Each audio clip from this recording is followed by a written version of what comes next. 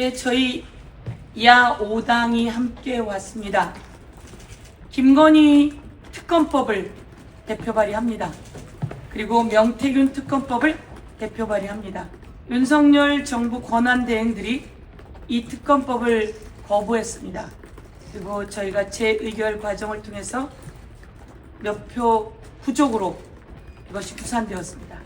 이번엔 더 강력하게 김건희 특검법, 명태균 특검법을 같이 모아서 통합특검법을 대표 발의합니다. 김건희, 명태균, 그리고 건진 법사 등 관련한 국정농단과 이들과 관련한 불법 선거 개입 등 관련해서 여러 가지 내용의 특검법 내용들을 이 안에 담아 넣었습니다.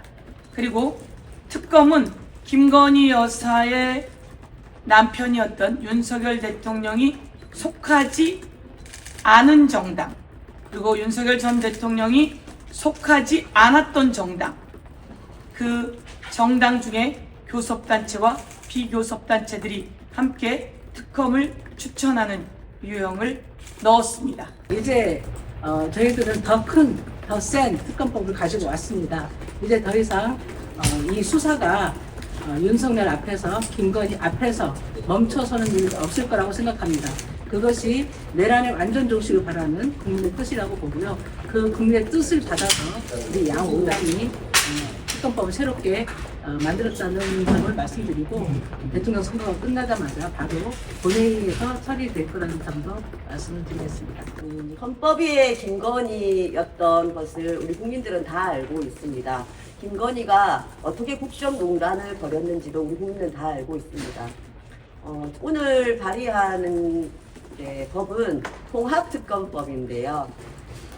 그래서 실제로 이제 김건희뿐만이 아니라 김건희 플러스 명태균 플러스 건진법사까지 쭉 해서 연결고리가 있는, 아마도 고구마줄기처럼 쭉쭉쭉 뽑으면 다 나올 범죄들이 이 안에 있다라고 생각을 합니다.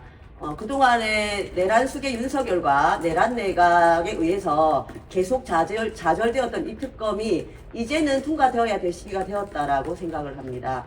정말 첩첩산중 켜켜이 쌓여있는 수사 대상들이 있는데, 현재로서는 경찰과 검찰에게 공정한 수사를 기대하기 어려운 것이 현실입니다. 내란 수사조차도 제대로 하지 못하고 있는 경찰과 검찰에게 여전히 국민의힘의 가장 중요한 구심점으로 작동하고 있는 김건희, 윤석열 두 사람에 대한 수사를 맡겨놓을 수 없다라고 판단하고요. 정권이 바뀌더라도 김건희, 윤석열 이 두 부부에 대한 수사는 반드시 특검을 통해서 진행해야 된다는 말씀도 아울러 드립니다. 왜 검찰이 아직도 수사를 하고 있는데 왜 내란 특검법, 김건희 통합특검법이냐, 이렇게 또 제2당인 국민의힘에서 발목을 잡을 수도 있습니다. 그런데 우리는 알고 있습니다. 오늘 하필이면 김건희 주가 조작에 대해서 고검에서 재기 수사를 했습니다. 그리고 그 이전에는 우리 문재인 전 대통령에 대한 악의적인 기소가 되었죠.